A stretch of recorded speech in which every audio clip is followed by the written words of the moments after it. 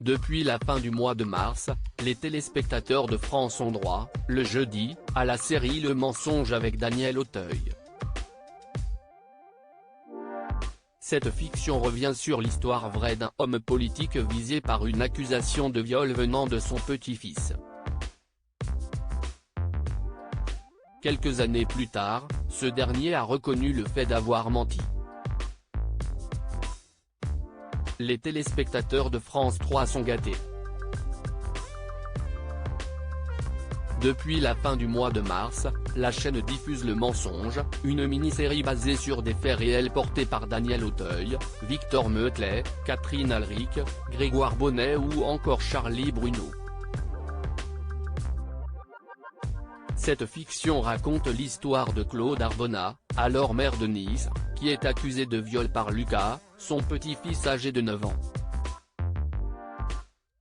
Un récit bouleversant qui retrace l'histoire de Christian Iacono, maire UMP de Vence en 2000. Ce dernier, également médecin radiologue de profession, se retrouve au plein cœur d'un scandale sans précédent. Gabriel, son petit-fils, l'accuse de viol et de sévices sexuels. Le petit garçon affirme qu'il a été violé de ses 6 à 8 ans au sein du domicile de ses grands-parents. Il assure par ailleurs le fait d'avoir gardé le secret pendant des mois par peur des représailles. Des accusations que Christian Iacono nie en bloc pendant plusieurs années, en vain. Christian Iacono est condamné par la justice les mois passés. Christian Iacono enchaîne les interrogatoires avec la police sans que ses arguments ne soient réellement entendus. Nous sommes donc en 2009 quand le verdict tombe, l'homme politique est condamné à 9 ans de prison en première instance, ce qui le mène à faire appel. Le même verdict tombe au cours de la nouvelle audience.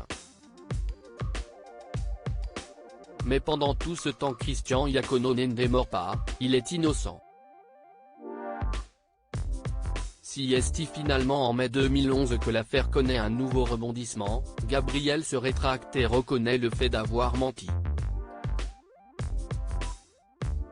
Alors âgé de 20 ans, le jeune homme révèle alors une nouvelle version à la police, celle qu'il aurait bel et bien été violé, mais pas par son grand-père. J'ai peut-être effectué une transposition, désigné mon grand-père à la place de quelqu'un d'autre, a déclaré le plaignant en 2011 auprès du Point. Un récit poignant.